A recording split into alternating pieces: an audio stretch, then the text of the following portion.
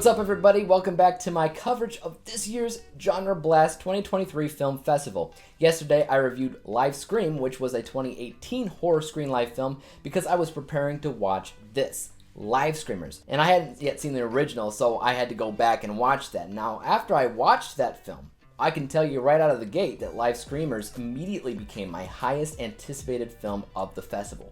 Bar none, nothing else competes. Let's get cracking. Livescreamers is a 2023 horror screen live film directed by Michelle Iantuono, served as a sequel to the 2018 film Livescream. This one does what all sequels should strive to do, and it makes things bigger and better. This time, instead of one person playing an evil game, it is 8, and the game is now multiplayer. Every time a player dies in the game, they die in real life, so they must band together to get out alive. And that becomes significantly more difficult when their past mistakes come up to bite them in the rear end. In terms of what you typically want to see from a sequel, Livescreamers offers. I didn't really know what to expect from this film because the first movie worked really well as a standalone feature, but introducing the multiplayer angle seems like a logical next step, and it also offers the audience back home a lot of depth and character growth because the characters on screen actually have more faces to interact with and bounce ideas off of and emotions off of. All that. While the first film, you had one actor who had to essentially carry the entire thing on his shoulders from beginning to end in terms of his emotions and furthering the plot itself. In a word, the first film was insanely simple. And it's that simplicity that allowed the audience to really get into what was going on in the plot. I also mentioned in my review of the first film that the entire thing was impressive due to the fact that it truly feels like the entire movie was shot in one take. It wasn't, it was closer to 3 takes, but that's also pretty impressive if you think about it. And you can tell because the camera never cuts away from that main character's face in that film. For the sequel, because there are 8 different characters, the camera does cut away. And it cuts away constantly, as we have to get a good grasp on all these different people throughout the movie.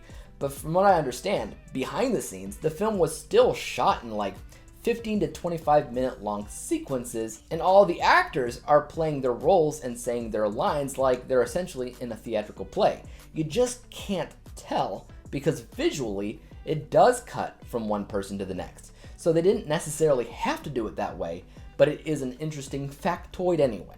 I think in general, this film was a massive step up from the first film though. Yes, there are things that I prefer to see in the original movie, but strictly speaking, from a technical and narrative vantage point, this film does everything right. The story itself is a lot more cohesive, as it appears that the game that they're playing has levels and missions that you would typically come to expect out of a game like this. The first film seemed to have a range of different games that weren't actually connected to each other, they were just all evil. But this one was more cohesive, and it worked in the long run as something that makes more sense.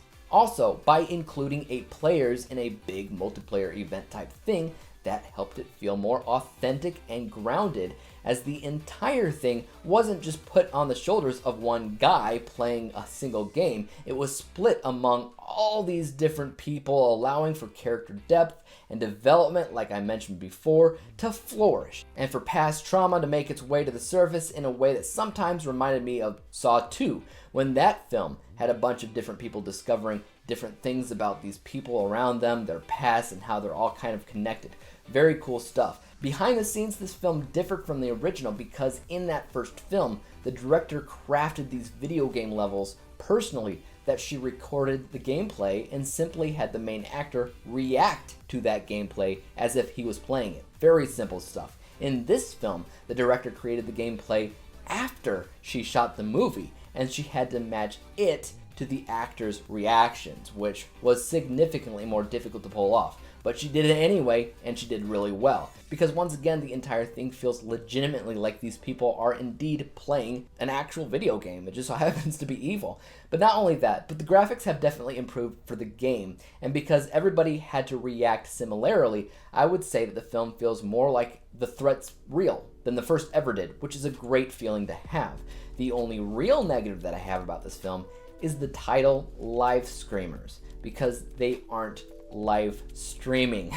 The first film, the guy was live streaming, so the play on words made the title make a lot more sense. But unless I misinterpreted this film, I don't think that they were actually live streaming at all. It's a small, trivial complaint at the end of the day, but I have to lay it all out there. Overall, I scored Livescreamers an A- letter grade, final overall score of 86%, 86 out of 100 possible stars. I think that it's a fair assessment to say that in terms of hype, being worth it, this was worth it. And now I want an entire franchise as long as the Halloween series. It probably will never happen, but hey, I'm there for it if so. What about you guys though? Have you seen the original Livescream film? Are you planning on checking out this one as well? Are you at GenreBlast? Let me know these things. And as for YouTube, you guys know what to do. Hit the like, subscribe button, and bell to me know if I want to come out with my next review for GenreBlast. And until then, peace out.